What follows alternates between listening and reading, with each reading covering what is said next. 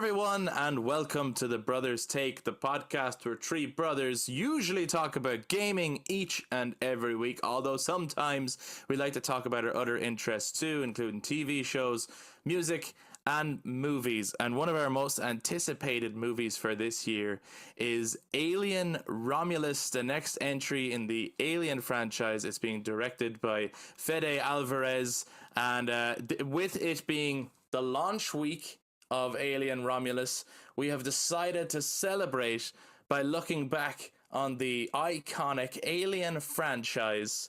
We're going to talk about the movies and do our very best to rank the Alien movies, excluding Romulus because we have not yet seen it.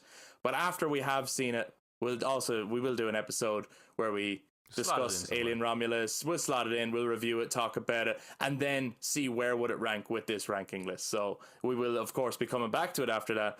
But we want to start off by looking at the rest of the series and basically using this week to celebrate Alien in our hype for the new entry. My name is Chris. I am joined once again by my brothers Adam. Hello.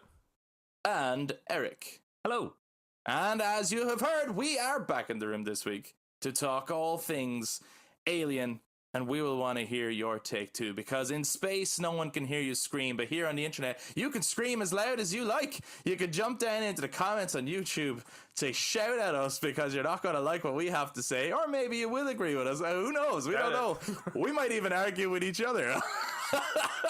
We're about to find out, because we don't know how each other feel about these movies yet. We actually haven't had this discussion preemptively in any kind of way, shape, or form, so we don't know how this is going to go. But we want to hear your take on our opinions, but also your own take on the Alien franchise as we go through them. So if you watch this YouTube, make sure you jump down to the comments to share your thoughts. If you enjoy this episode, please do give us a thumbs up, hit subscribe, ring the notification bell for all future content. And to those who listen to us on audio platforms, you can also touch base on social media, Facebook, Instagram, and X at The Brothers Take, again to give your take on the Alien franchise. How would you rank them and why?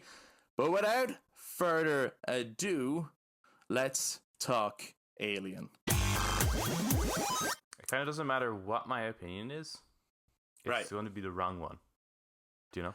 Yeah. But sure. I would say you're the biggest Alien fan of the three of us. I think that's fair to say. I do enjoy Eric, a bit of Alien. Would you disagree with that, Eric? Or I think no. We all, really enjoy these movies. I think Adam is definitely more into it than we are. But that's not to say that we don't also really love these movies. I was actually listening back to this morning. I was at the gym and I was listening back to.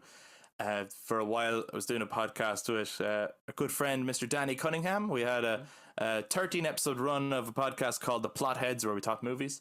And episode 10 was our Alien episode. So I had to listen back to that because it's like, I know we threw a few facts in there and stuff. I want to listen back to that and refresh myself on some of the research that we did before going into that one. So, but do we want to start there? Well, actually, I want to ask, what was your entry point to Alien before we jump into each movie? Long history. No, but like literally, what was your introduction to Alien? Like, what was the first Alien Resurrection? Yeah. Same. Yeah. That was also my introduction to Alien. Yeah, I was seeing that movie. I was watching that movie going, this is a good movie to introduce your child to Alien. Yeah. Because it's, probably the most child-friendly out of them. Yeah. Sure, yeah. I think it's suitable for children, and then you. Well, that's what, like, in my head, I was going, right, if you're introducing your children, this is not my ranking. No, I get you. Gets confused. Right? So you start with Alien Resurrection, then you go to Aliens, then Alien 3, and then you end with Alien as the kid gets older. Yeah. I hear what you're saying. I think I did watch these in reverse order. I think Alien is the last one I saw. Up until the more recent, like, Prometheus onwards. I think Alien was the last Alien movie that I saw. Could have been. Which is interesting. I think I was putting it off out of pure fear, actually. I think I really thought it was just going to be too scary, especially when I was younger, and I was too scared to watch horror movies. And I built up this legendary, like, Alien, that's a terrifying movie, and I don't know if I'm able for it. I don't know if I can watch it. But I'm so glad that I did, and I've seen it many times now. 1979? Is that the right year? Yeah. Right. I Alien. was putting it off because I thought, like, out of when you're a kid, right, you don't really appreciate the nuances in cinema. So older movies just feel like, well, it's just old, isn't it? Right, There's no action. Like, you just want to see things explode, which is why I think, Aliens tends to be the one that people would remember the most from their childhood. Yeah. That makes sense. So I think as well as we're explaining here, as we talk about that, because the timestamps might make it look like we have ranked the movies in chronological order, and that's not necessarily. It might work out that way, but that's not necessarily what's happening here. We're going to talk about each movie in the Alien franchise in chronological order, and then we will discuss as we go along whether we think one is better than the other or where we would rank them as we go. So it's not, so you got to listen to the discussion to find out where they're ranked. You won't see it in just the timestamps. And then maybe if the reason they're there is if you're more curious to hear our discussion on one movie over another, you might want to jump to that point. To bear in mind as well, when we're saying Alien franchise, we are of course including the four. How would you class it? So there's Alien, Aliens, Alien 3, Alien Resurrection, Prometheus, and Alien Covenant. Those 6 movies that make up the Alien franchise up until, of course, Alien Romulus is coming out. We had discussed amongst ourselves, do we or do we not include AVP in a similar way that if you're doing the Predator movies, would you include them there? We have decided for now to leave it, but if there's time at the end, maybe we'll throw them in. So we'll see. Or maybe it's something we'll come to in the future. So let's start with Alien. Where do we begin? Go on, Adam. Lead us. We could do a whole episode on Alien. You can. That's why it's like, it's a tricky one. Yeah. Well, I think that was one of the last ones I would have seen. Purely putting that off from that reason that it's certainly less action packed, so it's less exciting, I think, for a younger audience. I think where I really delved into the Alien series was actually running up to AVP. Was about the time when they were doing a lot of promotion for that film about to come out in cinema, so they were running these films on TV in fucking whatever order they were putting them in. Alien was one of the latter ones, but it really wasn't until it was much later that I grew a huge appreciation for Alien. Maybe running up to Prometheus. Actually, it would have been before Prometheus, but I was kind of delving into Scott's kind of catalog, Blade Runner and the likes, and it was about that time where I'm like, okay, no, this is a really, really special movie. And it's so unfortunate that the film series starts to move so far away from it, and I don't mean in terms of the horror aspects, but even the retro future vibes of it, like everything down to the art direction, the sound design, the lighting, the things that it actually focuses on, I think are really, really stand out, really, really special, especially in the time that it came out, because like, you know, I think they were wanting to make it was not a competitor, but it was the big thing that Star Wars was out, so they're wanting to make a film that would grab attention of the audience. And it took a lot of influence from Star Wars. Yeah, in terms absolutely. of how you go about doing miniatures and also creating like a lived-in space where it's like, this is not about like, oh, we need to introduce to you how the future works.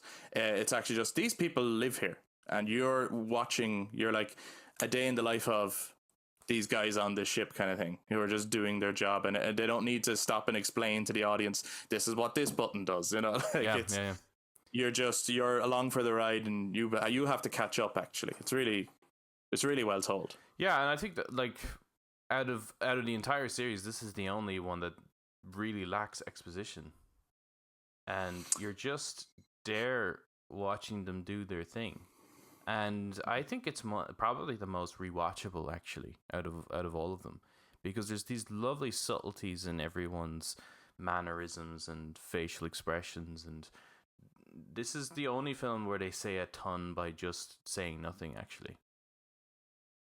Also, do any of the other movies have a better cast? The cast in Alien is fucking incredible. fucking Sigourney Weaver and Tom Skerritt and Ian Holm and fucking Yaphet Kotto is incredible in He's it. amazing Like, in it. come on, like Really the good in it. cast is just, and they do a great thing of like, especially, I mean, you don't have it with hindsight now because of the icon that Sigourney Weaver becomes. But put yourself back into that original, because they do not present her from the opening as the lead character. In fact, there are multiple possible leads here. And then so no one feels safe because they keep killing the person that you're thinking, well, that's my lead, that's my guy, you know what I'm saying? And then they kill him, you know? Yeah. So it's like, what the fuck? Who the fuck is gonna make it out of this? You know? So I think when I first watched it, like John Hurt was not really a name I was familiar with, but back then, like that. But he's the biggest actor in it. Yeah. At that time. To have him be the one that goes off first, it's like that's brave. Yeah, because he's the safety net, right? He's your. Yeah. So when you take away the safety net, now it's like, okay, well, I don't know who the fuck is gonna make it out of this because I thought he was the leading man. You know, especially at that time, you know. Yeah. Eric, what do you think of Alien?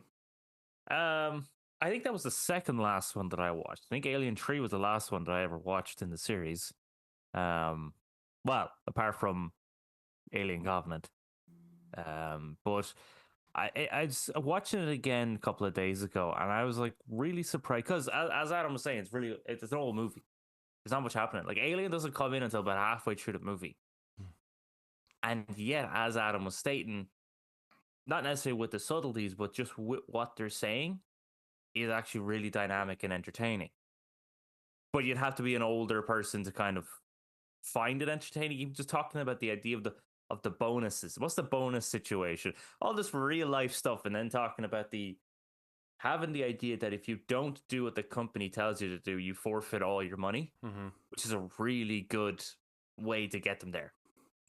Because it's just a money situation, which it adds that depth and adds even that slight tension between the characters without it being everyone's at each other's throats. Yeah. Just that kind of. So I actually, like, when I was watching it again recently, I was like, this is really entertaining. And Alien still hasn't come into it. Yeah. I'm halfway through the movie and there's been no Alien, but it's really entertaining. And then you have the face hugger on John Hurt, then even still for about half of the movie. Like, it takes ages before even that gets off his face. Yeah, and I feel like as well well, first I gotta beat around the bush here. Alien 1979 is a masterpiece of a movie. It's part of cinema history. It's iconic for so many good reasons. It's Jaws in space, essentially. It's fucking up there with those kind of movies. Like, it's absolutely incredible. And if you're like a cinema lover, movie lover, you should watch Alien if you haven't. By the way, spoilers for all these movies. This is why we're doing this, but we kind of assume you have seen them if you're jumping into a rankings list anyway. Absolutely, yeah. But yeah, no, this movie is fucking incredible. Like, there's no. I don't think there's a boring moment in the movie. I think everything, and I think the pacing is really good, and it also, like, it builds up to the thing coming in, and when the thing comes in, that is the focus for the rest of the movie. Something that some of the other movies don't do very well.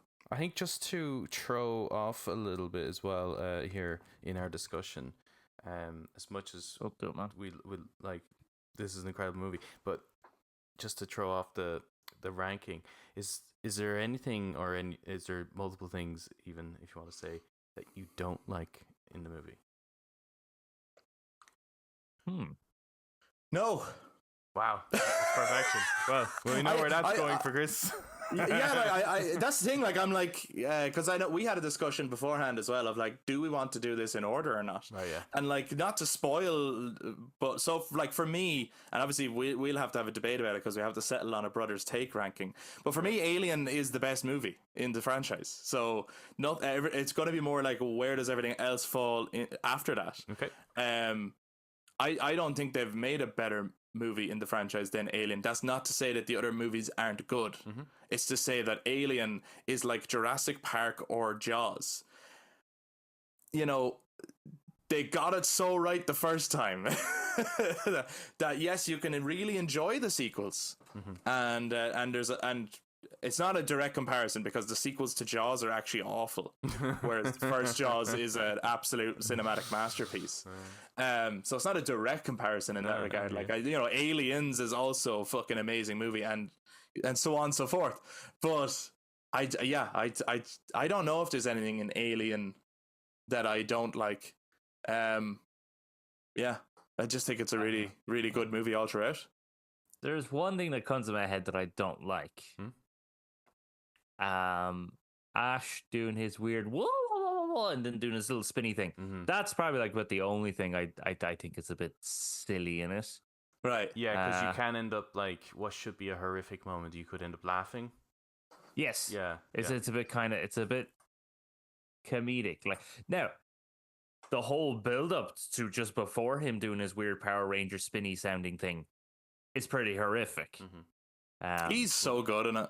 He's very good in it. Yeah, he's another one that if you watch it after knowing he's he's behind it all, there's so much in his subtlety, like the way he watches Kane at the table.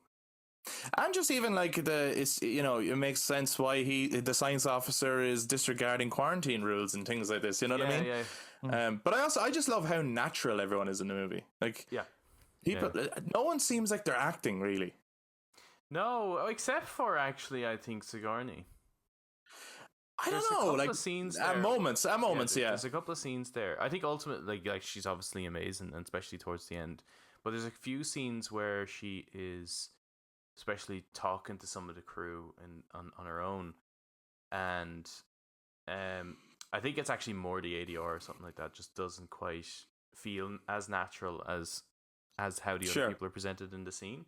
But apart from that, yeah, I love Tom Skerritt, and he's like brilliant. Apparently, the role of Dallas was initially offered to, or maybe to many people, but one of the people it was offered to was Harrison Ford. Okay, I don't think that. And he turned it down because he was like, I don't want to be the space pilot guy. Yeah, you know what I mean. And then he saw the movie, and he was fucking raging that he didn't say yes to it. Because of the tone of the movie, and also seeing that he would have died at a certain point, and all that kind of stuff. And then he said, the next time Ridley Scott asks me to do something, I'm doing it. Because he loved Alien so much, and then we got Blade Runner. Nice. But apparently, that's how that story goes. I'm sure there's a lot more to it, but anyway. So apart from, like, is there something you brought up the question, Adam? Is there something about Alien you don't like? Like, what's the beef, bro? Yeah, I think why do you hate it? And I've mentioned this before. Was when Dallas is going down into the actual vents, and then he turns around and there's the alien giving him a nice big hug. I actually think the movements of the alien in this do not hold up, like, at all. I think the creature design is incredible. Amazing. But I think they haven't nailed, at that stage, they did not nail the movement of the creature. And they were trying to do freaky things that just don't look freaky. They just look kind of silly. Do you know the guy who played the alien was like they found him in a pub. He was like he was a graphic design student, and they were just like, man, you're tall. We should put you in an alien suit. Tall and slender. You don't need acting experience. In you come. But even if you look at some of the behind the scenes, like, and I'm glad they cut some of these out. Some of the movements they're doing are just so silly, like really silly. Yeah. So there's some things. The bits that make the alien scary are the parts that you don't see. Like whether it's just the shadow movement or it's just the head.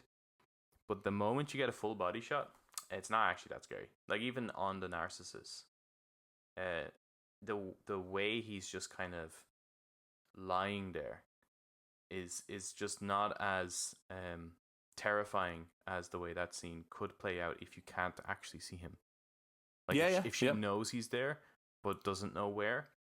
I think that would be more terrifying than being able to see him do his little like tumble out of the pipe situation.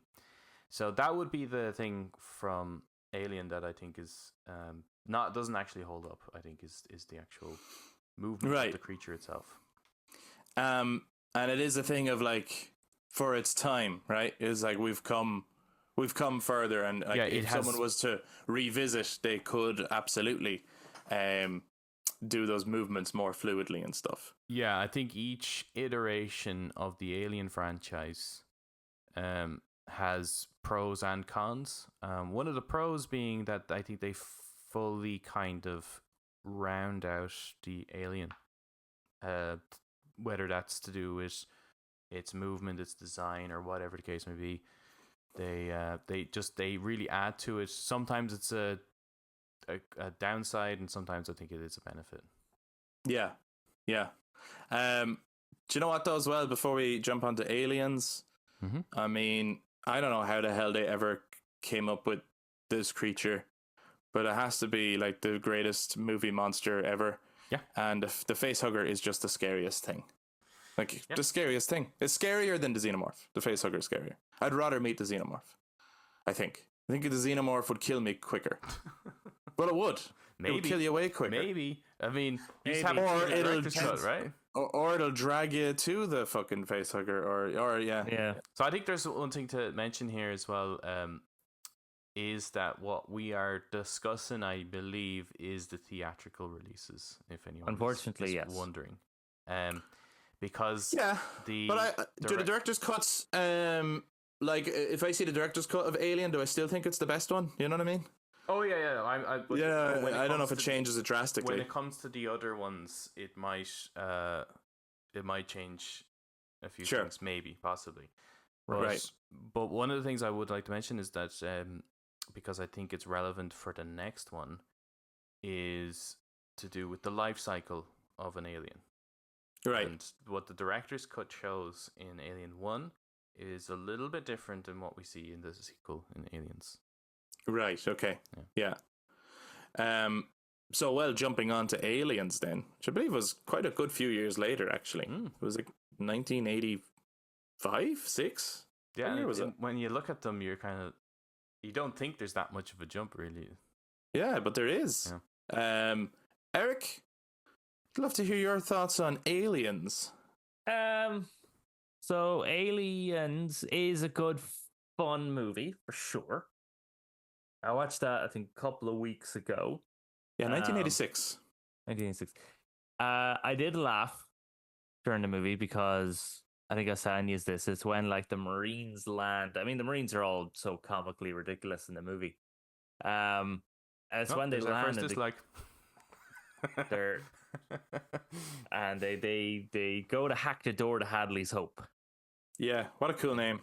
And it is great for a place. And then they pull down the yoke and there's all the wires and they put the crocodile clips on. And I just like audibly was like, for fuck's sake, you cut the fucking designs anything to like be a bit more advanced crocodile clips on the fucking wire door. But I think like I've never even noticed that. I noticed it. I just thought it was a bit ridiculous. That gets a pass from me. Yeah. You're like, I just thought this movie was audible, hilarious because they put clips on a door. That gets a pass from me because of the retro future kind of vibe of it. situation. Yeah, I don't mind that, but okay. It's just something I noticed with all the other like technologies and stuff that they had. I just thought that was, but I do like the moment when the Marines are down in the reactor place and you have the hive area, which that hive wasn't in Alien. So now for theatrical cut, this is the first time the hive is introduced. Yeah, in the series. And all the aliens are blended into the hive. And I think that's so cool. And just that moment, that tension of that moment, I think is really damn well done. Yes. So I still think that the movie keeps its tension. Yeah. Until we have Hudson, I do believe, talking. And then it's like, shut up, Hudson, for fuck's sake. There's a second dislike. There's a second dislike. Well, I did. Okay, so the thing that made me laugh the most about Aliens, which, just to preface, I think is a really good movie. I really enjoy it. I had a great time watching this movie. Bill Paxton says "man" way too many times. This should be a drinking game. It probably is. So it's just every time he says "man," come on, man, game over, man. It's "man" every fucking line. It's like, all right, we get it. You're supposed to be an American. We get it. Like chill the beans, you know.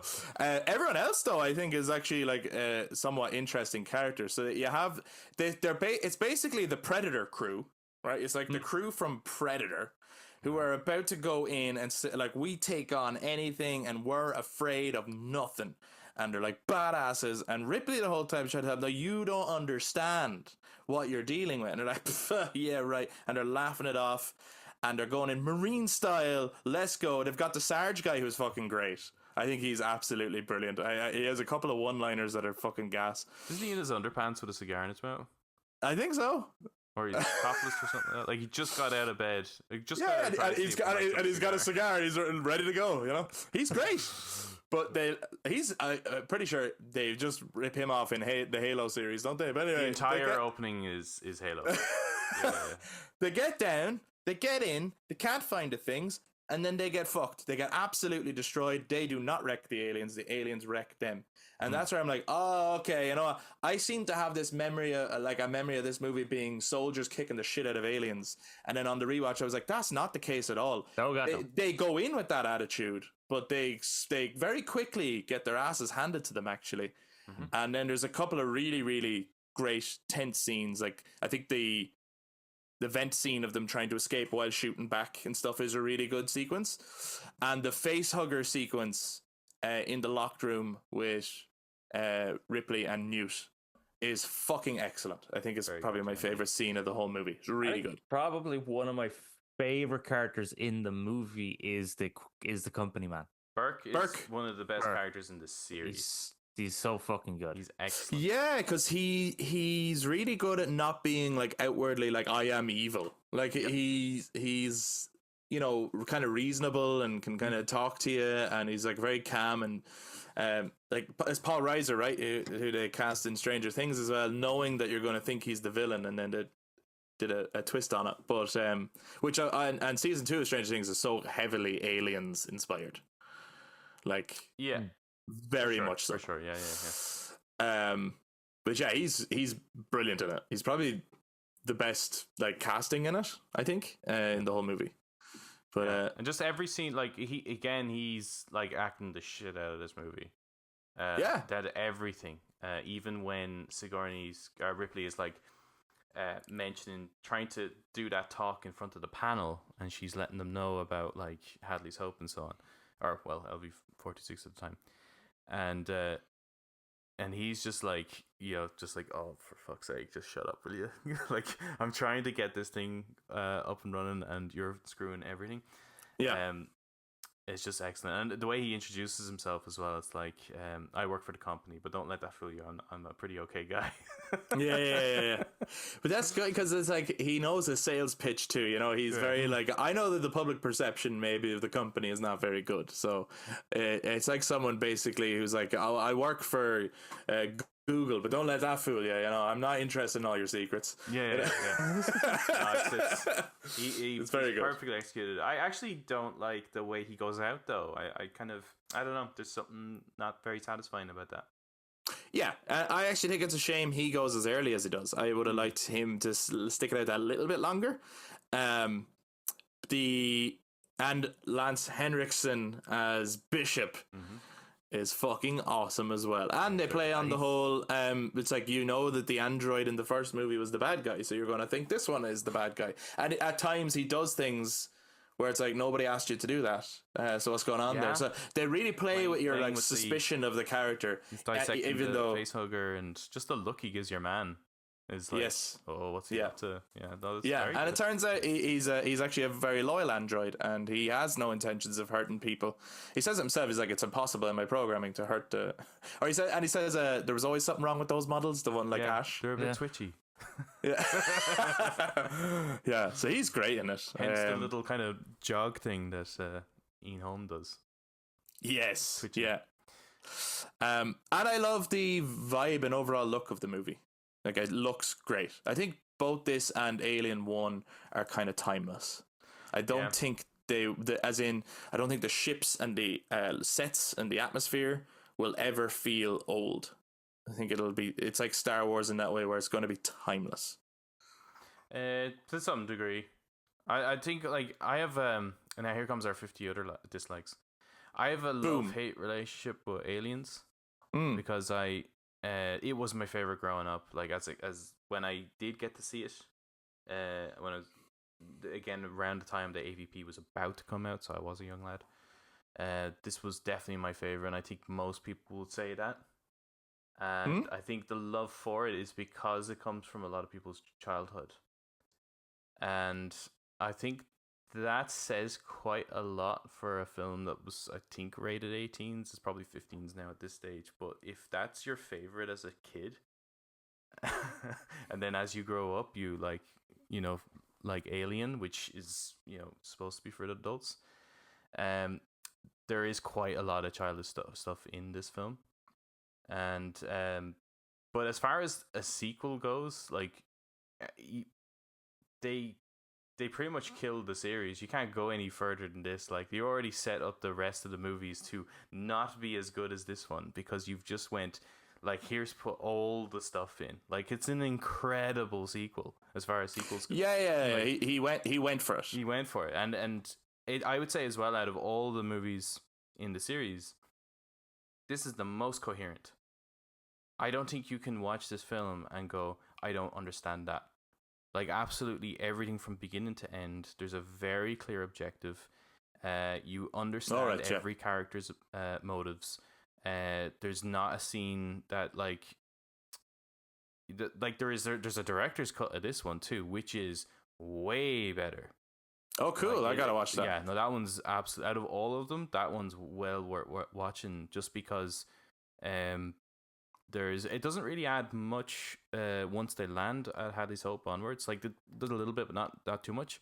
It's mostly in the beginning. It's mostly in the kind of the setup. Is that the one? Because I think I've seen a clip somewhere, and when rewatching this one, this clip wasn't in it. But did I mention that? To Ripley, like, your daughter grew up and she's gone. Like, yeah, so she looks at a photograph. She's looking at a photograph of her daughter as an old. They do the whole Interstellar thing well before Interstellar. And it's her. That's Sigourney's mum, actually.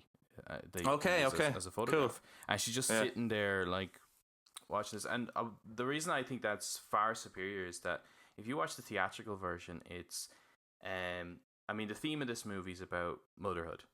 And when she comes along and finds Newt, she automatically is like, I am now your mum, and I'm going to be looking after you. Yes. And it just feels a bit, feels a bit odd there, but if you have that background information of she has lost her daughter who she's not returning home to. Yeah, it's like she doesn't really have a life anymore. It was robbed from her. But here's an opportunity, I guess, to save a daughter, I guess, to some degree.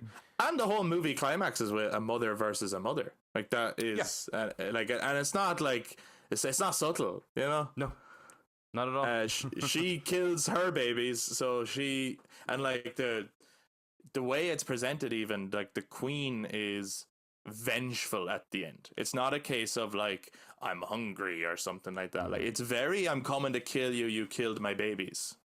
Yeah. So the and the score to this film, I think, is absolutely incredible. So there's so much great about this movie. It's very difficult to fault it. But the bits that I get hung up on, and I just can't. And it's just as the series goes on, it's like these little things that really stand out to me. Is the life cycle of the xenomorph. Although this one makes, and again, this is what I mean by this film being so coherent. It's so easy to understand the life cycle of the xenomorph once you see this film, because they present it to you in a way that's like our own planet. It's very easy to understand. You've got a queen, you've got a hive, you've got soldiers, you've got drones, you've got eggs. But the deleted scene from Alien 1, I think, is way more horrific and so difficult to understand. That makes it more Alien. Yeah. I can understand why a different director, though, coming in, would look at, obviously they're making a sequel to the theatrical release, not to the director's cut, right? Correct. And because they're like, well, that's the one everyone has seen. Yep. So when making that sequel, I can understand, it's like, right, they found a ship with a load of eggs. I want to know what laid those eggs. That's your initial thinking. As opposed to so I'm going to invent the creature. Yeah, because that's not necessarily where your brain would go. Yeah. That's what. Yeah. So the way it's presented, and I just think it shows a difference between Cameron, who is very much thinking, like, even if you look at his other sci-fi work, it's very much a cautionary tale about man versus nature.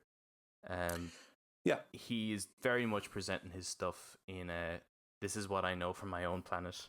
Whereas Scott, when he presents stuff, is like, that shit's bizarre as fuck. Let's just go fucking out there, man. Like, his stuff is more mythological and religious, nearly. Like, it's so hard to actually comprehend how that works. Sure. So that's a little thing that I get kind of caught up on, just because it's almost simplifying the alien a little bit. Right. But it's still, it's cool. What's Also, I have a question, because I can't really remember the director's cut of Alien. Does Alien, the xenomorph itself, spew acid for blood? Yes. Oh yeah. Yes. In the director's cut of Alien. Oh, in all versions. Because I don't remember alien's blood. I don't remember it spewing acid in Alien. Well, in Alien 1, it does. In Alien 1, I don't think it shows the alien's blood for acid, because I don't think the alien gets harmed. Well, it gets a harpoon to the chest. It does. They but he reveal that the facehugger's blood is acid. The facehugger's blood is acid. Right, but my point really was that, like, in Alien, it gets shot with the harpoon out into space. Yep. And the acid doesn't melt anything. It doesn't really show it has acid. Well, it's just because there's nothing else to really melt out there, is there? Other than the harpoon itself. Yeah. And then it's still alive, right, in space. And then it gets into the engine. Then the engine burns it, and then it floats off into space. But it's still alive. So somehow in Alien, it's like indestructible. It can't die. Right. And then Aliens is the one that then really defined that it had acid for, all the aliens had acid for blood, and bullets can kill it. And Alien then defined Alien more so, because that's then the version everyone went for, not the one doing its weird across the ground with its weird hand movements. It then became the animalistic hive beast. Yeah, in Aliens, Aliens basically is like dinosaurs in space kind of a situation. The way they behave is a little bit more like an animal than it is taking on, like, I guess, human-ish traits. I don't think the acid for blood thing, I think it's kind of safe to assume that perhaps the xenomorph was always intended to be that way. They just never had a moment to show it. But the pulse rifles themselves have, and I think they mentioned this in the film, the rounds themselves kind of explode, so they're not. They're fucking mega yokes. It's not a. I was no. Am I forgetting a scene or something? I think it's very clear that the xenomorph in the first Alien movie has acid for blood, because I think the decision came from. We need to blast it out of the airlock is kind of what they're saying. Well, no, but the decision to give the alien acid for blood at all in the first place, how that decision came about, was when they were creating the creature. And this is a time where, when you're making movies, you make them as you go. You don't have to have everything absolutely greenlit before you start making a movie. Yeah. And they're making this creature feature, and someone brings up the question, well, why don't they just shoot the fucking thing? Mm-hmm. Like, what are they all waiting for? Why don't they just fucking shoot it? Oh yeah, that's a good point. How do we counteract that? Oh, you know what? How about if you shoot it, you might melt the ship. Yeah. Okay, there we go. Like, the blood for acid thing became a story reason to keep the tension of the movie. That's the only reason it exists, I think. Yeah. And also, why don't they just cut it off your man's face as well? It's like, okay. Well, I knew, that one is very... Keep it on, yeah. They try cut it off. And even, like, that's pretty good that they do that in the first movie. And they don't use a blade, because apparently in all the other movies they all have knives, but in this one they actually use some weird laser melting thing. Right. To try cut it, and then the acid comes out, and it's pretty good. Well, we are going to have to move on. This is more of a snapshot of the Alien franchise. But what I do want to know, so far, then, I spoil it. I said Alien is my favorite. Would you rank Aliens over Alien, or how do you feel? I think a lot of people would. These two are the ones where everyone's like, it's either Alien or Aliens is your favorite, and after that, fucking a free for all. But you're either an Alien or an Aliens fan, and I'm definitely more down the Alien fan. I I prefer what that provides than Aliens, but it's still a fucking phenomenal movie. Yes. So I would put it below Alien. I'm Alien then Aliens. Right. So far we are in agreement. Alien, and then Aliens. So let's get to. I mean, this is going to be.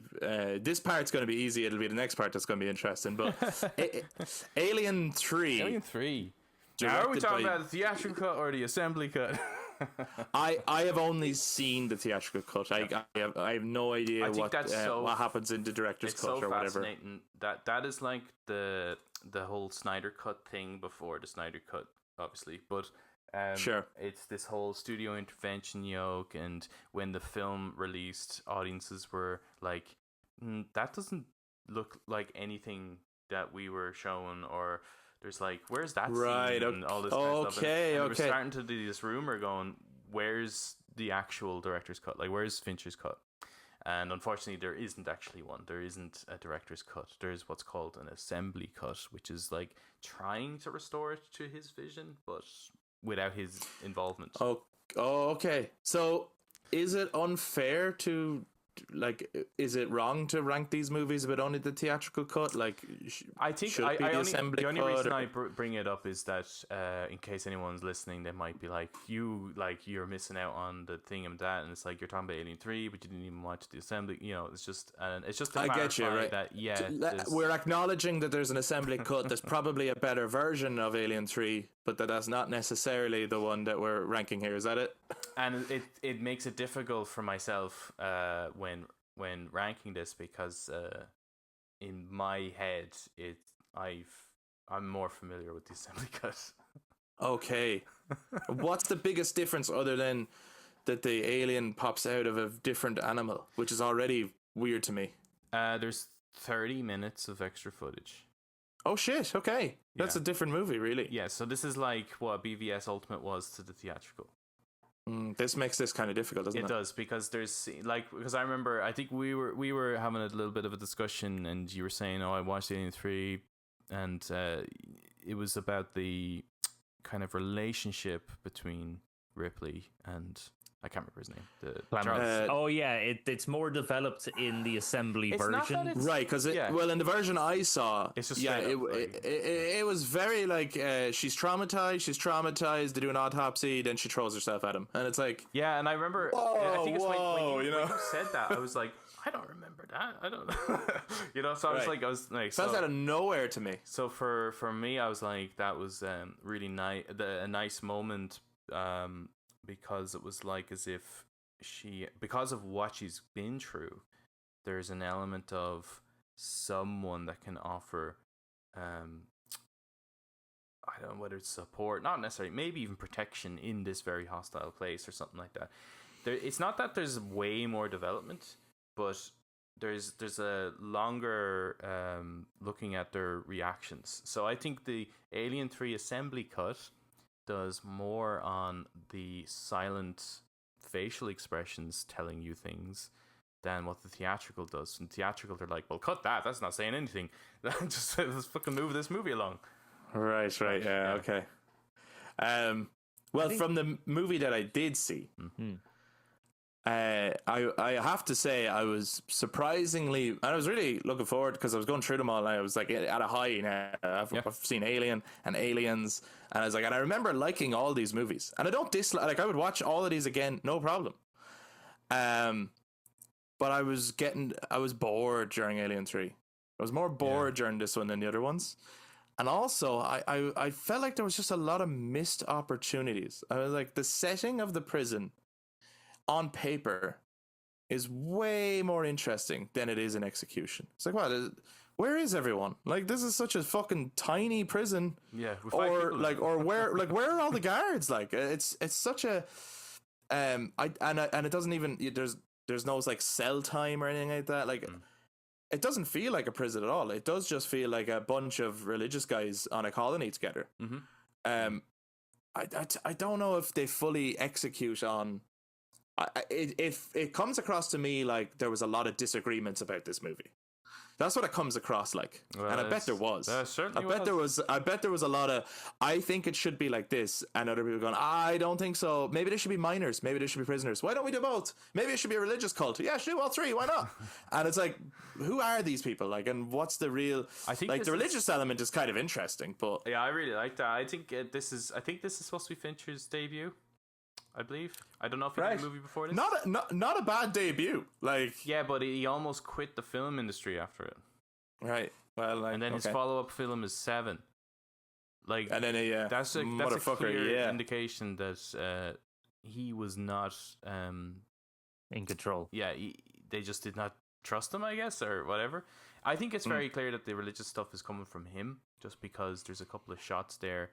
Even if you look at the landscape, the way the metal structures are somewhat eroded and crossing over, you only see the silhouette and they look like crosses and stuff like that. So he's the first one to blatantly both. put religion in the Alien franchise. He's the first one to blatantly touch on the religious connotations and the rape. Right, the rape horror and stuff. Right, he's like, well, let's just do it, you know. And it's like, yeah. And thank God the studio decided, you know what, that rape scene needs some action music. That scene is fucking awful. It's not good. It's terrible. Yeah, I was watching it going, what were they thinking? One, like this, and they spent so much of the movie basically they set up that scene more than they set up the alien. There's a bunch of men here, they're all criminals, they haven't seen women in a long time, you're the only woman here, and you're like over egging the pudding on the, you know, this is inevitable, it's gonna happen, you don't want to be alone here.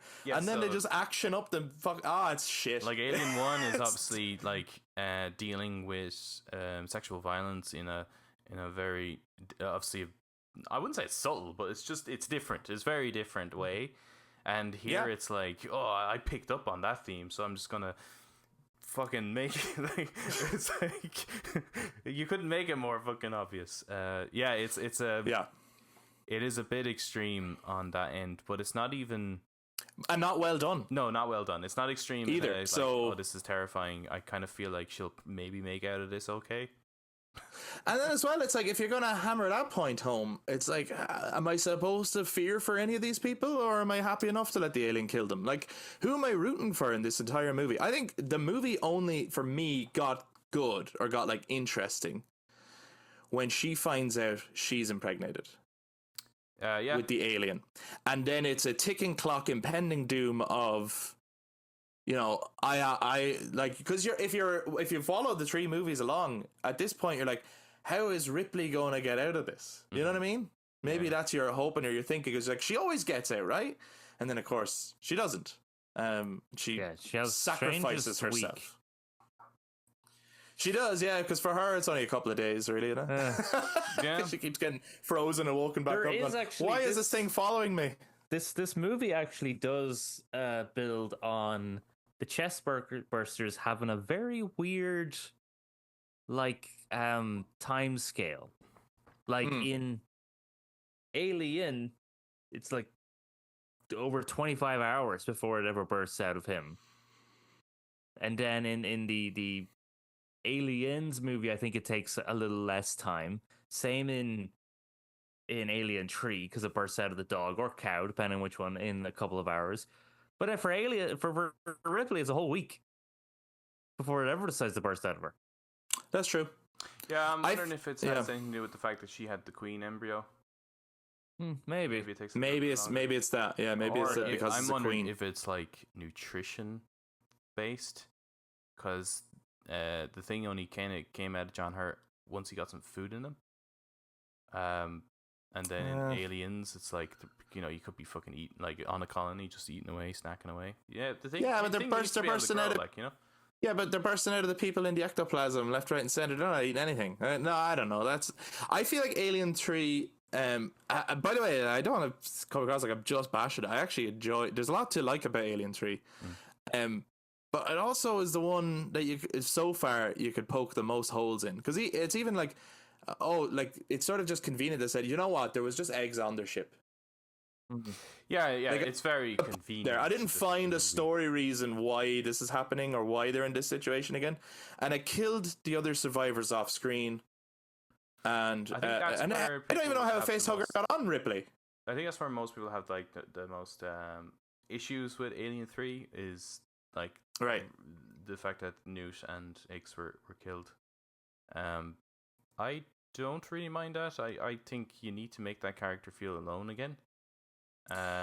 You do, but I think you need to see them die then. Like, I think this could have had a more exciting opening than it does. Yeah, absolutely. You know what I mean? With that premise of there's actually a creature on the ship.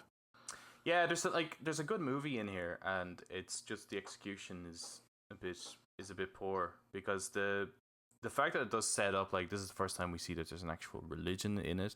That's really interesting, and I think as well. I don't think it's in the theatrical cut. One of the guys who survives and he puts into a straitjacket, in the kind of little hospital ward. I think that's in the theatrical, isn't it? He's in, I believe so, in a yeah. straitjacket and he's like covered in blood because he saw his friends die. Yeah. I don't think it's in it where he is released and he sees the alien as almost like this demon who has called to him, and then that's not. He goes to it thinking that this is some sort of revelation, and he releases it from wherever they trapped it. Oh, that's a cool idea. So they, Yeah, I would've liked they, that. they do, No, that's not in it at all. and the reason that's not just like out of nowhere. In the assembly cut, they show that guy actually is picked on quite a lot. Like he's an outcast even amongst them, all of them. And he then, because he was, I guess, spared from this creature because the creature didn't kill him. I think he sees this as some sort of like this is his calling, like and this is his master, I guess, kind of a situation. So he really becomes a religious fanatic. So that stuff is like really interesting. The world building, I think, that it adds is very good, and we get the most iconic shot in the entire series. We do, and that can't be discredited with the alien coming right up to Ripley's face. And actually, that's one of the best scenes in the movie when it comes down and it kills Charles Dance's character Clemens, and then it's just right in front of her. Like that whole scene is brilliant, and I do think the entire ending is excellent. Like I think the entire trying to trap it, them working together to try and lure it into a place to kill it, with the plan of like Ripley's whole plan of I'm going to kill it and then kill me, and that's what we're leading up to for a finale. It is kind of an exciting finale, I think. So that part of the movie is really good. That is it's probably the best part of the movie. The music is emotional when she does jump. It's also actually, just talking about the theatrical cuts, it is the first one to say Wayland Yutani.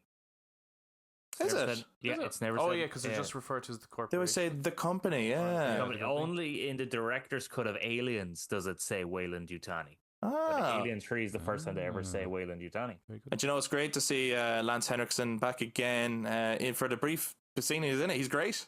Yeah. I really like him. And I'm still unsure, is he an android or a human? I have no idea. I think he's a human at that point. He's like, I think he's a very high up executive, I think. And because when he gets hit, it kind of looks like his skin is like hanging off. But there's blood. There's blood. There is real blood rather than white. Yeah, unless he's a replicant. Let's not go into that. Let's not get into that today. No. But he's great. He's always great to watch. Lance Henriksen. Yeah. So, where does Alien 3 rank so far? How's everyone feeling? I think we would be absolutely off our fucking rockers to not put this obviously below Aliens. Yeah, I would agree. It's below Aliens for me. Yeah. The question is, it's not as bad as I think that everyone makes it out to be. Okay, but it's not. It's not amazing either. I don't think it's like this is. It's not a must-watch cinematic like movie. It's just if you're gonna watch the whole franchise, do watch it. But I don't think it's unwatchable. No, it's not unwatchable. No. The question is this just going to decrease down? Maybe. Is Alien Resurrection worse than Alien 3? That's the next question, right? So we've all said this was our entry point into the Alien franchise. It is. It's a good... I got for that reason, I have a little bit of a soft spot for it. And then going in watching it, I was like, I think I remember this movie is pretty shit. And as I was watching it, there is a lot of shit in this movie. But I think there's a lot of good in this movie that gets overlooked because of the shit. I don't think it's all awful, actually. I think it's a fun movie to watch. Maybe those words should not be uttered when you're watching should be saying Alien. Hey, whoa. I'm not saying this movie is anywhere near what I said at the start of this episode. Alien, the cinematic masterpiece. I'm saying if you get a little bit of enjoyment out of Jurassic Park 3, maybe you'll enjoy Alien Resurrection. That's what I'm saying. I'm saying if you just want to have a popcorn flick, So some movies are just fun. I think because I watched these movies and then I think I messaged us that Alien Resurrection is just a weird movie because Correct. It is. Like Ripley is so fucking weird in it. Now I get that she's not the same Ripley because She's not. It's a different character. it is a different character, but she's weird. The crew of the Betty are weird. The whole vibe of the movie is weird. Yes. For me, the saving grace of the movie Yeah. are the aliens. I think they're great. I think they're awesome in it because they have the intelligence from Alien 1 with the ferocity of aliens. Mm. And yet it's only a few. There's aliens, there was hundreds of them. In this there was Maybe 10, 12 altogether in this one. there was like 12 or 13. And that was it. And they took over like the entire ship. I even like when they kill one to use its blood to escape. I'm like, that is really clever. That's what I mean. I think there's some good shit in here. Everyone forgets about because the guy in the wheelchair is awful. Winona Ryder is horribly miscast, and Sigourney Weaver Maybe is this would have been a better acting movie, really though, weird from their perspective. Like it's a heist movie. Yeah. It's if you follow the aliens, it's a great like Ocean's 11 breakout movie. Yeah. It's what's it? A law-abiding citizen. Xenomorph. Yeah. Style. Yeah. They're getting back at the humans for fucking hitting them with fucking CO2 powder and shit. I think the only positive I can give this film is the animatronics and puppeteering, and that is just phenomenal in this. They're a little too wet, I have to say. Yeah, they're very wet. They are very wet. They look fantastic. This is probably at this stage, this is probably the best the Alien has looked from a texture standpoint, and just the way they move and so on, and even the way they have the breath moving. It is a little bit over the top, but it's hard to fault it. But everything else, that's the only positive. The music is really good. It's the first one in the franchise to bring back the music from the first movie.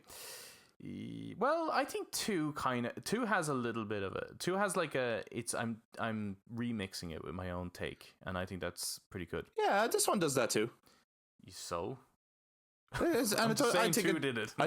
think it does it really well, and I do think the test tubes scene is really good. Yeah, where they find all the fucked up hybrid clones, and then they find the one that says "kill me." That's a callback. That's a great scene. That's a callback to the director's cut, the first one. Oh, right. So this guy was like, he was like calling back to like the director's cut, Yeah, I don't know. Like this is not necessarily a selling point to me, because like this is. I think if you have to make callbacks, you're not necessarily. Do you remember who wrote this movie? Yes, of course I do. I remember who wrote the movie, but I don't think that. I don't like Joss Whedon, but I don't think he's a bad writer.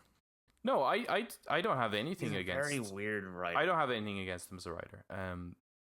I think he if you look at a lot of his work, I think he does a very good job with the material he has, and I think that's it. And I think what I think he actually did do a really good job with the material he has. How the fuck do you bring back everyone? That's a good point. You know what I mean? Like how? Like realistically. Okay. Realistically, you should not continue from Alien 3. You should maybe do exactly what Alien Romulus is about to do, or the other Alien movies, and go back and do a different event and do different characters. But if you have to find some way to bring both Sigourney Weaver and the alien, the last ever alien that was killed, back, how do you do it? You Jurassic Park it. And that's what they do in this movie. Yep. It's Jurassic Park. The first one was Jaws in space, and this one is maybe Jurassic Park 2 in space or something. This is the only movie in out of the 6 where I think you don't actually need to watch, like, at all, because this feels like the most spin-offy Sure. almost like a direct-to-TV style movies or series. Because its timeline is so far away and so far removed that nothing is familiar. Yeah. And they bring that up. It's like, oh, the company has been gone for like 200 years. Like, it's a new world, baby. That could have been a line in the movie because the script is kind of like that. The basketball scene is fucking bullshit, isn't it? Like, what are you? And she throws it over her head and gets it in, and that's supposed to be like, oh, she's fucked up. I've seen a guy. Kids can do that. There's a guy. People do that all this. Right? There's a guy on YouTube or TikTok or something like that where he like balances rackets. I don't know if you've ever seen him. He does this thing where he balances rackets. He's an old lad. And behind him is this like shiny little pillow, and then every so often he'll like brush the pillow, and it reveals the face of Nicolas Cage, and then he continues to balance this racket almost like Diablo sticks, right? And then he grabs the cushion and then throws it behind his head, and he gets it into a basketball hoop every time. Yeah, like, so come on, fuck off. Are you telling me this is Yeah, like. That was such a weird. I don't know why they thought this is gonna fucking like everyone's gonna be like, what the fuck is wrong with Ripley? Yeah. No, 10-year-old kids can do that with enough practice. It's fucking stupid. So yes, I think it's more the fact that she gets a 10-kilogram weight to her face and barely reacts. That's also a stupid scene. The guy, like, so she teases Ron Perlman, so a guy picks up a weight and hits her in the fucking face with it. Like, if she was just a regular human, she'd be dead, like, just for fucking pranking someone.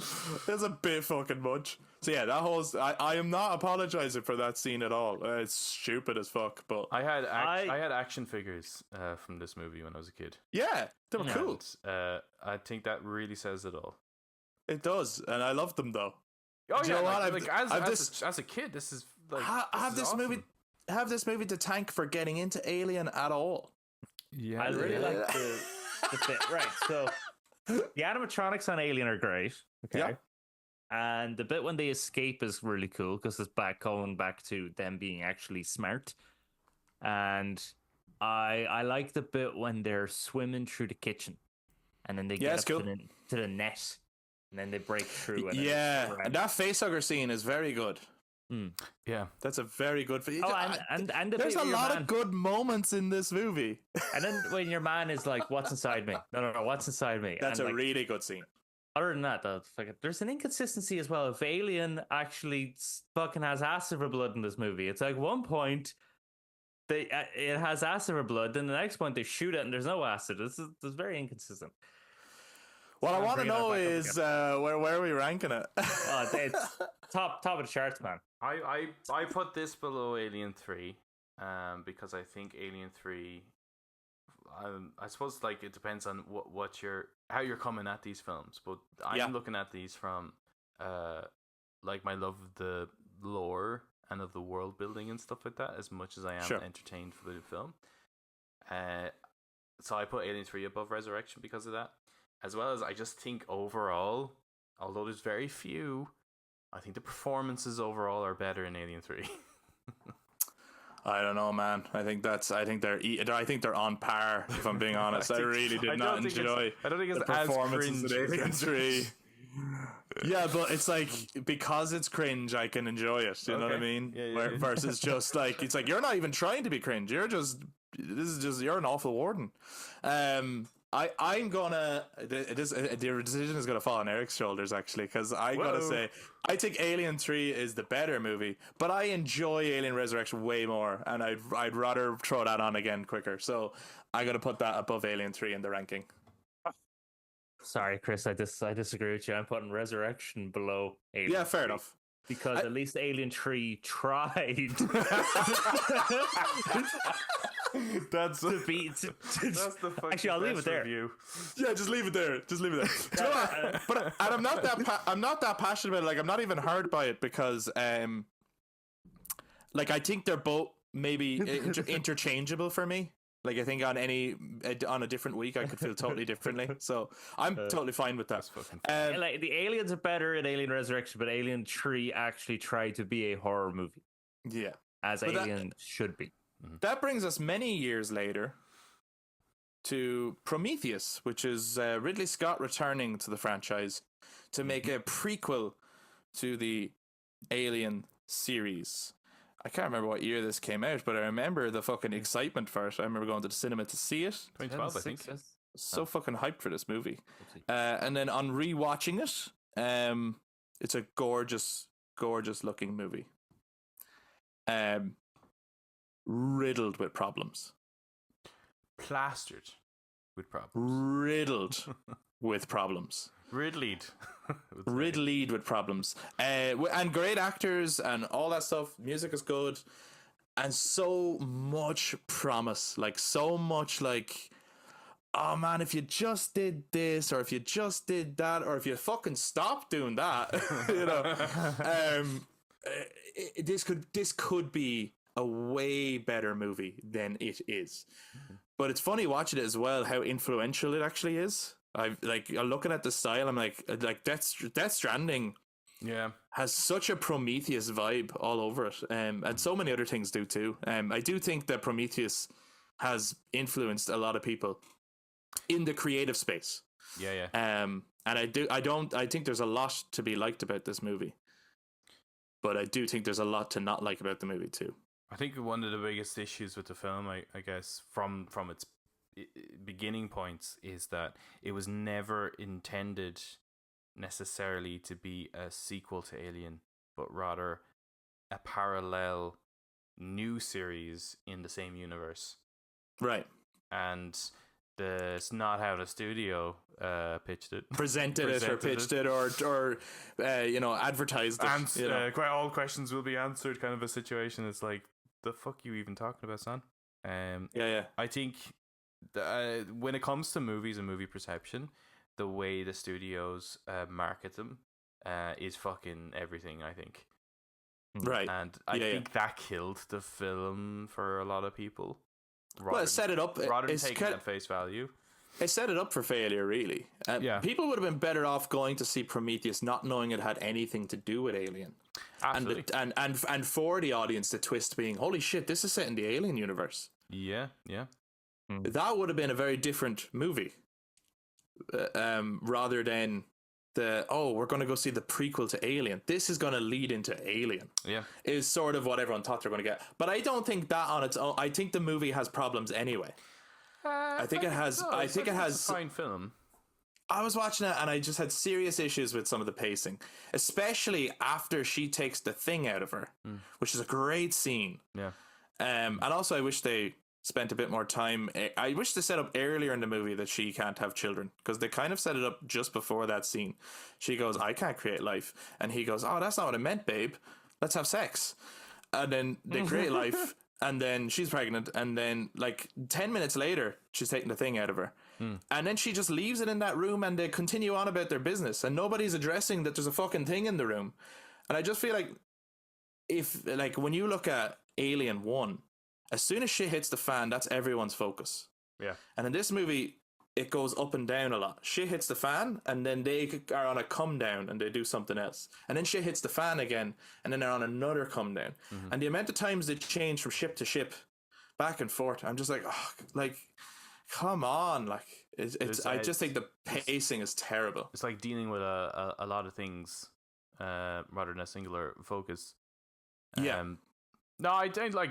There's absolutely some issues with the film. It doesn't really take it away from me just because of what I got from it. So I remember when I went to see this film, I came out of it like everyone else, just pretty disappointed with it. But then I just could not get it out of my head. Like, I was just constantly thinking about it, and then I would like look more into it, or like, you know yourself, if you get so into something, you're like looking online, looking at blogs, looking at reviews, all this kind of stuff, and getting other people's take on it. It's like, if I hate this fucking movie so much, then why the fuck can't I sleep? I'm like thinking about this shit all over again. I feel like that guy connecting the fucking the red string. Yeah. And I just came to the realization that I just this film has done something for me, and I there's parts in this that there's elements of this that I really, really enjoy. And I was able to see past like the stupid shit, like the things that really stand out to me as negatives in this film were, let's face it, the crew do some stupid shit, and they act really irresponsible. and it's not a very likable crew. No, you don't really care for anyone. So Yeah. that certainly is a criticism that I can totally get on board with. It's very, very silly what some of them do. But I fucking love what this has added to the universe. I really do. Yeah. And I think, that is the bit that you kind of love or hate about this film. I think if you're into the Alien movies, it's like you either hate what this introduced or you love what this has introduced. And the bit where and I think they actually introduce probably my favorite character in the entire series as David. Well, Michael Fassbender carries the movie.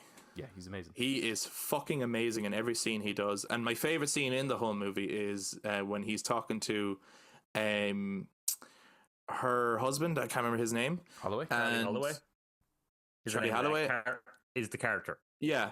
When he's talking to him, who's very disappointed and disgruntled that they got there and all the aliens are dead and we didn't get our answers immediately, sort of the audience maybe.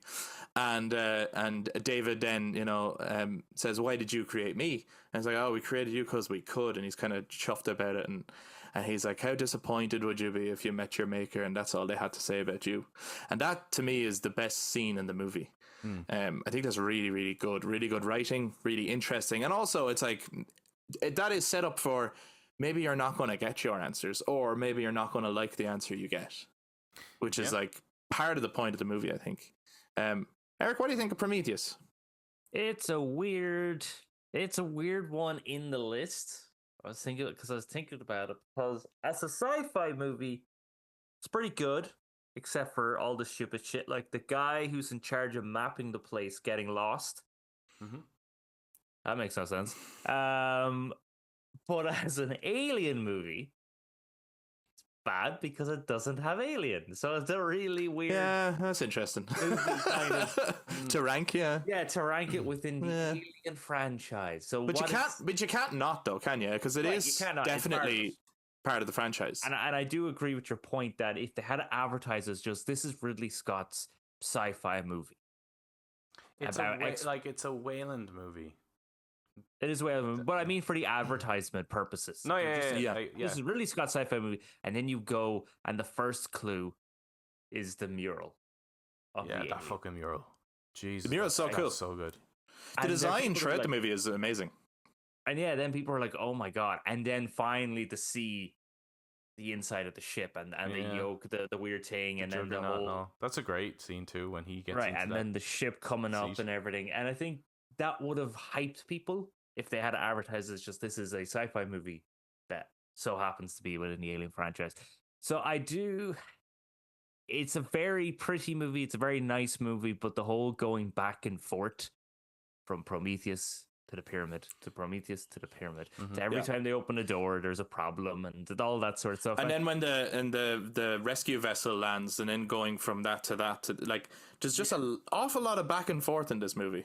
Yeah, to then just the point of by the end of it, and now because Ridley Scott is not allowed to continue his 6-movie franchise that he was planning on doing, which is an awful lot of movies just to get the fucking Alien one, that a part of me just wished Prometheus just ended with the setup for Alien. Sure, right. I do find it when I watch it, I every time they go in and they see the vases, right, which is like it sets up for some really cool stuff, and David does some really mean shit with it, which leads to a very horrible sequence. But I'm like, you could make this so much tidier if you just walk in and there's a lot of eggs on that ship. It'd just be a tidier, cleaner movie with less, way less questions and probably less criticism. Would it make for a better movie? I don't know. But to be honest, you get to a point where you're building up to some, the premise of the movie is they're looking for their creator, but the lesson maybe is be careful what you go looking for. It's one of those those much like the original Alien, where they answer the stress call and they're sorry they ever did. It's the sorriest thing they ever did, kind of a thing, right? And in this, you're kind of waiting for the thing that they're sorry they found. And what actually happens is a lot of random that feel disconnected sequences where it's like, oh, going to that planet was a shit show. And it's like, it didn't have to be a shit show. It's not like they met something that made it a shit show. they just kept. I don't know. It's a very random movie in a way. Well, I think because I really love the introduction of the black goo. The black goo. The black goo. I don't think the film really touched on actually just how horrific it is. Like, it discusses it really, but it doesn't actually show us the potential of maybe they could have done more body horror or something like that with this stuff. Yeah. What could be done with it. But it is a terrifying substance of what it could achieve. I think the only kind of reference point they mentioned in the film was Ebola. Her dad died from it. So that's really the only in you have from it, and it's like, this is like Ebola times 1,000 kind of a situation, right? Sorry, I'm just thinking of the American. Yeah. So I do. Yeah. I like the introduction of that, and the very, very end sequence is phenomenal. Although I do wonder why. Do the engineers? I always assumed that the engineers needed oxygen. Hence the kind of terraforming that they're doing. Right. They could walk on Earth at the beginning. So beginning sequence is amazing as well. So how he got to how he got to the pod from his crash ship without a helmet is whatever. The end when the deacon is born and we're introduced to a very new form or variant of a xenomorph, I think is phenomenal. And I'm actually a sucker for the questions rather than the answers, I think. I am too. Very religious movie, I think. Yeah. No, I am too. I don't have a lot of questions from the movie though, beyond just why the fuck did you do that? Like, it's more that kind of, and I don't mean the characters. I literally mean in the writing. I'm like, why did you decide to do that? Why did you do that in that order? Why did you have the characters go back again and go forward again? And they shoot the ship down and you think it's all over, and then the engineer comes walking back out looking for her, and then she runs and opens the door and lets the squid out, and that seems kind of convenient, as I would not open that door, like, no. Like, it's not something you would do. And then when she takes it out and just leaves it there and doesn't tell anyone there's a fucking alien after coming out of me and it's in that room, like, nobody deals with that thing. It seems so weird to me. Like, that's a fucking phenomenon that just happened. She can't get pregnant, and yet she just got pregnant with this thing that she had to take out of her in what is the most gripping scene in the whole movie. It's a pretty good scene. And then she don't. In fairness, she plays up the rest of it, like, with her acting, in terms of, like, she's finding it very difficult to walk and stuff. But then it just goes on to her having a chat with Guy Pearce, who was horribly miscast in the movie. And then they go into the ship and they just forget about the fucking alien that's in the room. Like, does no one else go in there? Does not, no, like, guess not. No. Such a weird choice, I think, to just ignore that and go, let's carry on with the rest of the movie. Yeah, pacing is weird at that point. She just takes that out. It's a great scene. It's back to that sort of the horribleness of birth, that can happen. It's kind of reminded me going back to Alien, the original Alien, being impregnated when you did not want to be, and then having this. No, isn't it? The irony is she did want to be, she couldn't be, and then that she can be, it's something she doesn't want. Right, but okay, fair enough. It's a virgin birth kind of situation. Yeah. And then she kind of just gets out, she's bleeding, then she just stumbles, and then there's Mr. Wayland. And no one seems to kind of like, oh shit, she's not supposed to know he's here. Better knock her out, or anything like that. There's, and then she's like, oh, you're here, and I'm covered in blood, by the way. No one seems to question as well that she's covered in blood and gunk. So where do we rank it? We're all very different on this one, I think. We are different on this one. It's not better than Alien. No. Obviously. It's not better than Aliens. No. I do think it's better than Alien 3. So I'd put it above Alien 3. I also, based on just that it is a better made movie in Mhm. visuals and stuff and technology and all that, I do put it above Alien 3. And then we also get the character David, which is awesome. Character David. Well, there you have it. That's where it's going. Do you think I this is wouldn't the put worst it in the there. series? For me, in my own enjoyment, I put it at the bottom. Wow, it's a fan. Yeah, I'm gonna meet you now. Now, if we were including the AVP movies, it wouldn't be at the bottom, and it would Sure. it would be actually miles above the bottom. I don't think it's like miles under where I would put it. Like I don't. Sure. I actually think Prometheus, Alien 3, and Alien Resurrection I could get equal enjoyment out of. But if you have to place them somewhere, like inch them out a little bit, kind of a thing. I don't Let's think any of them are miles better than each other. But let's say, like, if you honest. had the spread on the table there, right? Yeah. And it's like you had 10 evenings. There's 10 evenings throughout the year, Mhm. and out of in those 10, which one of them would you be more inclined to throw on? That's exactly how I ranked them. I'd be more likely to throw on Alien Resurrection. Wow. Okay. Now I find Because Prometheus. I would just have a bit of fun with it, and I think every time I watch Prometheus, I find myself getting mad at the movie every time. I see. And there is so much I like about it too. Like I like all of these movies, but yeah, that one just bothers me where it goes. It starts stronger than it ends, I think. Sure. But then we're on to Alien Covenant. This is where I'm probably going to get a bit passionate because this is the one far. last one so far, and this is the one so many people like bash this movie, and they actually rank this one right at the bottom, and I don't understand. I don't I understand think this is a really, really good movie. Yeah. And I've only ever really heard one complaint, and I think it's a very stupid complaint. I've heard many complaints, and I don't think the complaints are stupid as much as I just don't I don't see it. Right? I hear the complaints. Like, I actually really enjoy Prometheus, and I hear the complaints with it, and I have nothing. I can't be like, well, I'm just like, those are valid complaints. Like, every single one of them are it's so a thing valid. of it's like okay, fair enough. Like, I agree with you. It resonated with me, and it didn't resonate with you. It's almost I can. Yeah. It didn't bother me as much. I could look past it.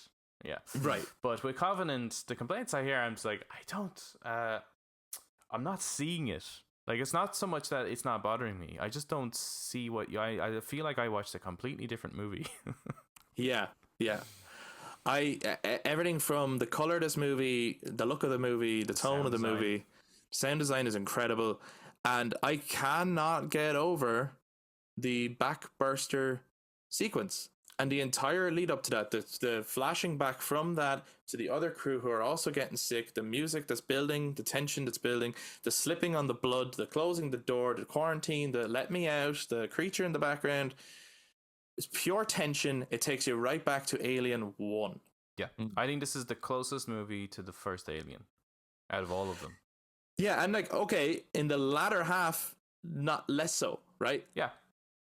But, and I would say actually, because a lot of people were going in excited for the Xenomorph again. The Xenomorph is the weakest part of the movie. Yeah, I could have done without it. Yeah. I could have cut the whole Xenomorph out. They do enough with their new creatures that work the very same way. I think this movie is incredible. And I would rank it very high, personally. And Michael Fassbender gives another excellent performance. And it has one of the two very good performances. And while, maybe predictable, it has a fucking great ending. I think it's one of the better endings in the whole series. Yeah, that's like one of those Shutter Island moments where it's like, oh, I knew the twist all along. It's like, yeah, that it's not true. I don't think it's trying to be good. I don't think it's trying to be a twist though. No, I don't think it's trying to trick you. It's trying to trick the characters. And I think this is something that I think the film suffers from, and it's probably where a lot of audiences get hung up on. I think is that you go into this movie knowing more than the characters. You have so much experience with Alien now in the Alien universe that you are an expert now, and you know absolutely everything there is to know. And based on Prometheus, the kind of pathogens that now exist in this universe. So you have the characters in it just aren't aware as much as you are. So whatever decisions they make, it's like, can you really fault them? They don't have a clue. They don't know. Yeah, that's why I think though that complaint is a stupid complaint, because you're not putting yourself into the character's shoes of that situation. yeah. Yeah. You know what I mean? What if the movie was never called Alien and a bunch of people? It was about, and it had completely different. If you did not go in knowing it's a horror movie, people do things differently when they watch a horror movie.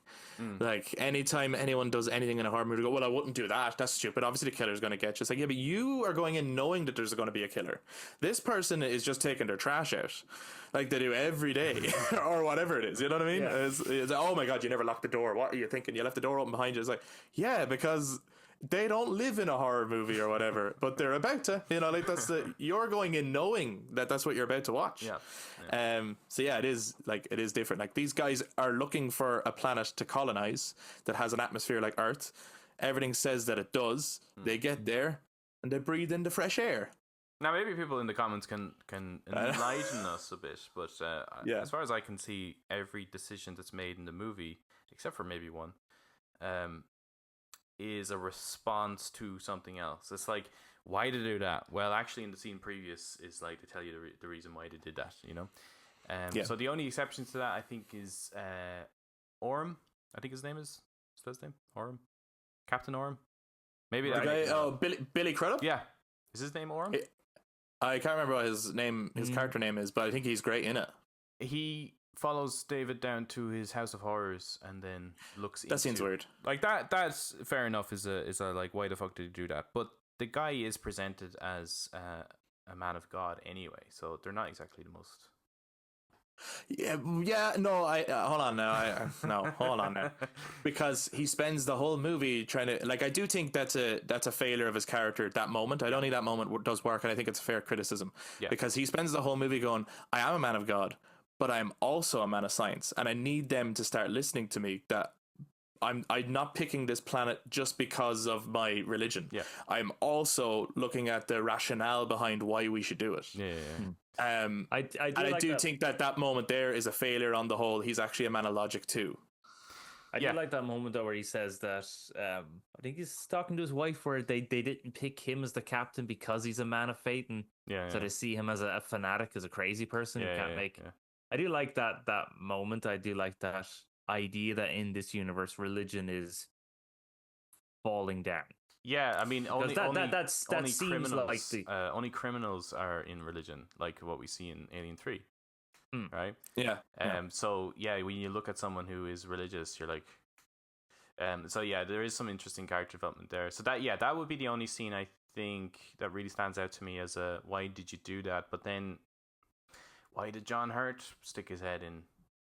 You can apply that to the original Alien too. Yeah, I think there's criticism. Curiosity is why. That's it. That's just curiosity is why. It is just curiosity. It's like, what is next? And sometimes you just can't help but look over the edge, even if you know how dangerous it is. Even if you're afraid of heights, sometimes you just look over the edge.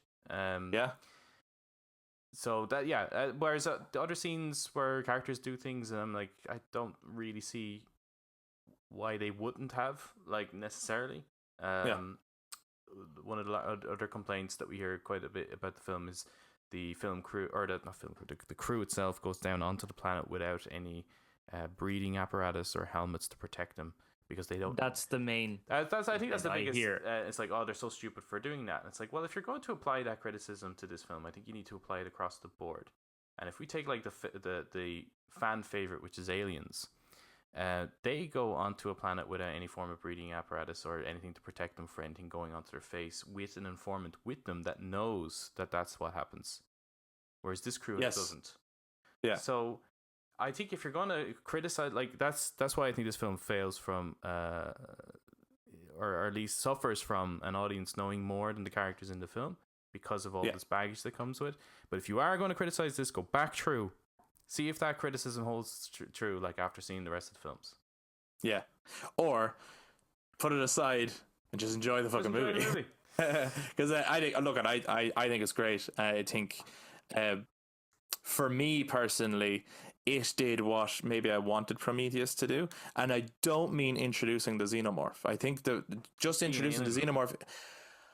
Well, just be a movie where they're looking for something, it goes wrong, and then the focus is on the something is killing them. You know what I mean? And I just think it's a more soundly structured movie, and also quite scary. I think it actually does a quite good job. I mean, there's people who really enjoyed Prometheus were disappointed by this movie for, I suppose, throwing it aside a little bit. I think he does quite a good job at trying to bridge the two. Yeah. Of going, okay, most people maybe didn't want that, or the studio doesn't want what I was going to do, right?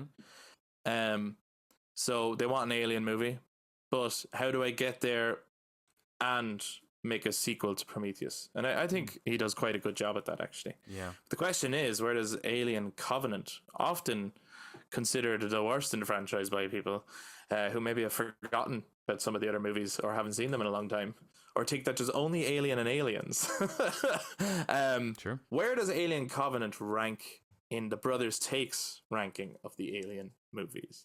First of all, is it better? Is it better than Prometheus? Oh, is it better than Prometheus? Yes. Yes. Right. Is it better than Alien Resurrection? Yes. Yes. Yes. Is it better than Alien 3? Yes. Yes. Yeah, I would agree. Is it better than Aliens? For me, yes. For me, yes. Oh, fuck. There it goes. For me, no. All right. But close. I do really like it, though. Okay. So, okay, we're saying, dead. Now we're dead. You've just said Alien Covenant is better than Aliens. Right. Dead. No, that's cool. Okay, let's do it. Is it then better than Alien? No. Yes. What? I think it's better than Alien. We have a standoff.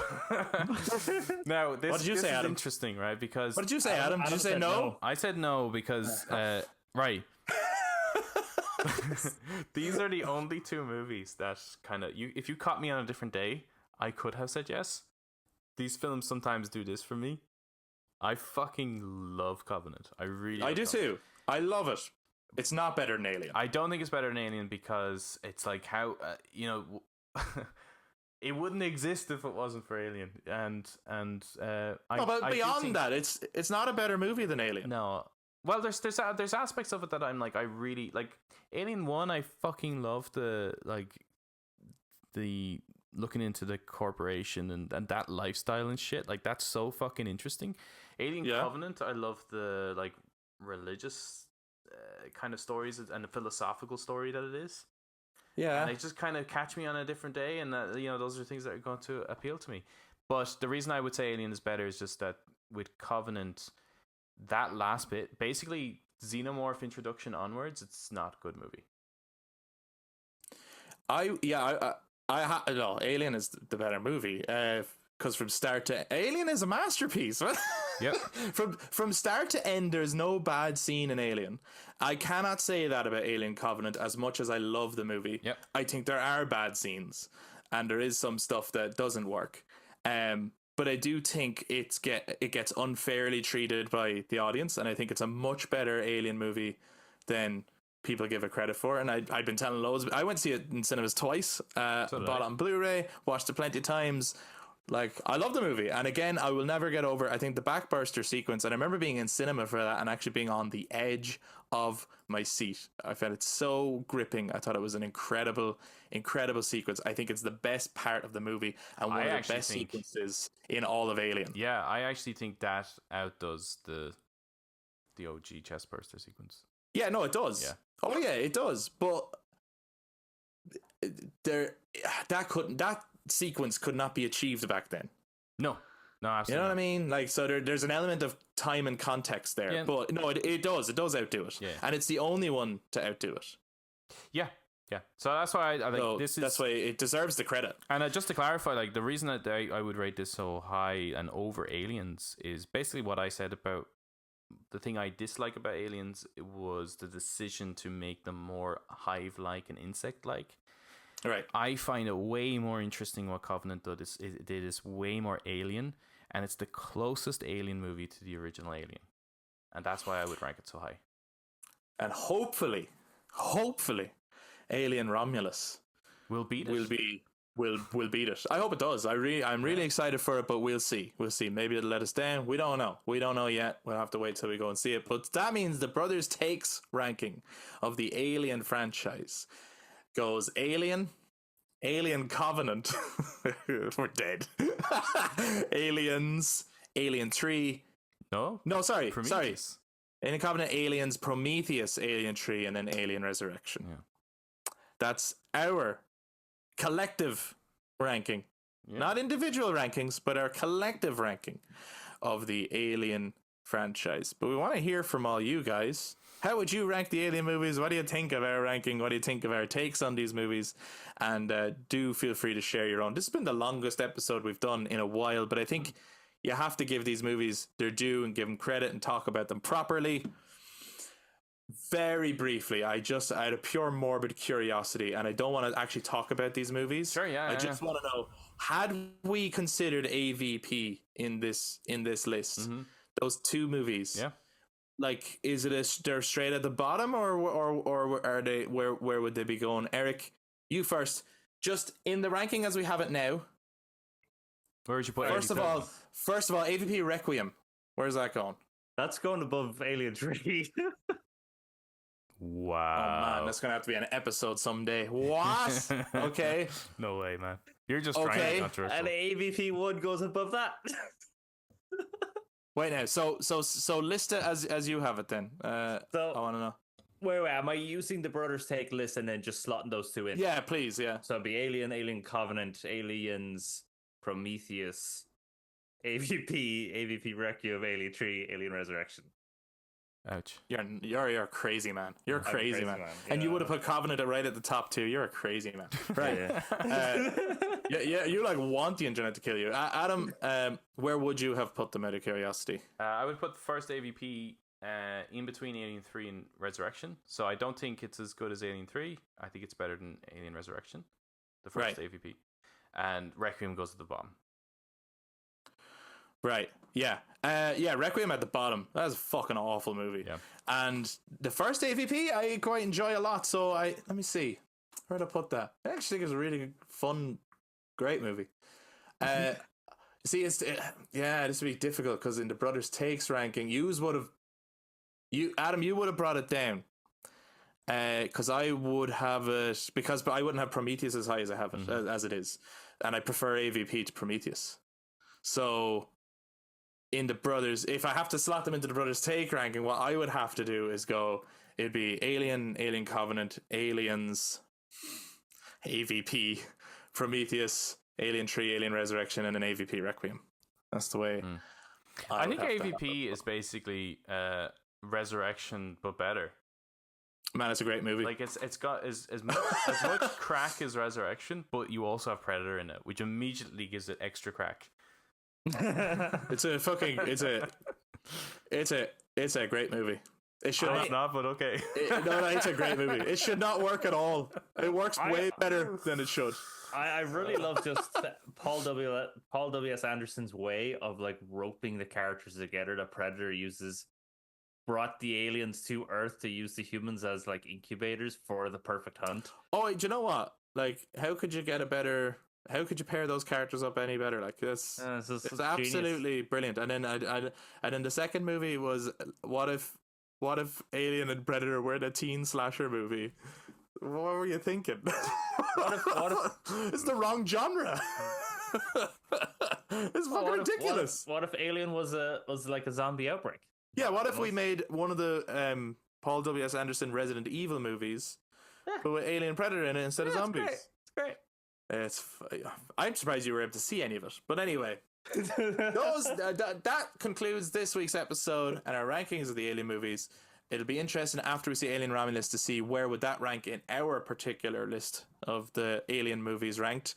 But again, we want to hear from you guys. How would you rank these movies? What do you think about these movies? Give us your own review of each one if you want. If you watch the YouTube, jump down in the comments to share your thoughts. If you enjoyed this episode or fucking hated this episode, do us a favor, give us a thumbs up and hit subscribe.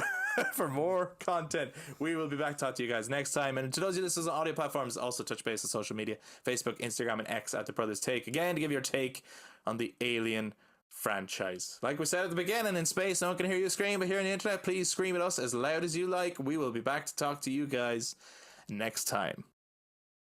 Bye-bye. Bye-bye.